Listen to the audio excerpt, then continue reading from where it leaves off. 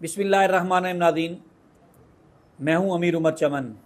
नाज़रीन, एक तरफ गवर्नमेंट ने पेट्रोल का बम आवाम के ऊपर गिरा दिया और पेट्रोल महंगे से महंगा होता गया, और दूसरी तरफ आवाम ने पेट्रोल गाड़ियां छोड़कर इलेक्ट्रिक गाड़ियां ख़रीदना शुरू कर दी हैं, और उनमें सबसे ज़्यादा जो ख़रीदारी हो रही है वो स्कूटी की हो रही है, जो हमारी बच्चियां, बहनें और माएँ चला रही हैं, और अब तो वही लड़के भी चला रहे हैं। तो नाज़रीन, सोशल मीडिया के ऊपर एक वीडियो बहुत ज़्यादा गर्दिश कर रही है। वीडियो में देखा जा सकता है कि दो तालिब इल्म घर के बाहर स्कूटी खड़ी करते हैं। जैसे आते हैं, घर के बाहर स्कूटी खड़ी करते हैं, तो एक तालिब इल्म जैसे उतरता है तो पीछे से धमाके की आवाज़ आती है।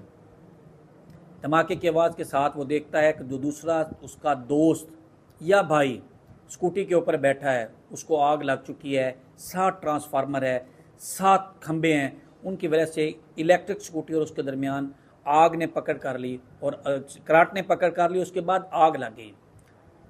वीडियो में देखा जा रहा है कि वो बच्चा मुकम्मल तौर पर जलकर खाक हो गया, स्कूटी भी मुकम्मल तौर पर जल गई। नाज़रीन, ये वाक़या हम सब के लिए एक बहुत बड़ा सवाल छोड़ गया है।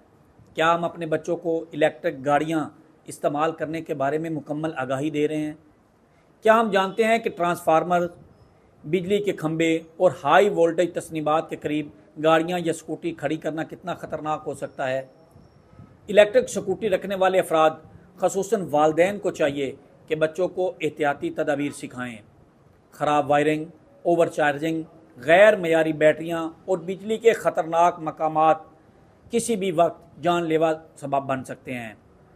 अगर ट्रांसफार्मर मजबूत था, अगर ट्रांसफार्मर की हालत महफूज थी, तो फिर ऐसा खौफनाक हादसा कैसे पेश आया?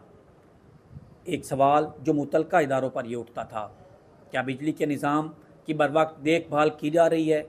और क्या शहरी भी ख़तरनाक तस्नीबात के गिर्द मुनासिब हिफाजती इंतजाम मौजूद हैं? खुदारा अपने बच्चों की हिफाजत को संजीदगी से लें।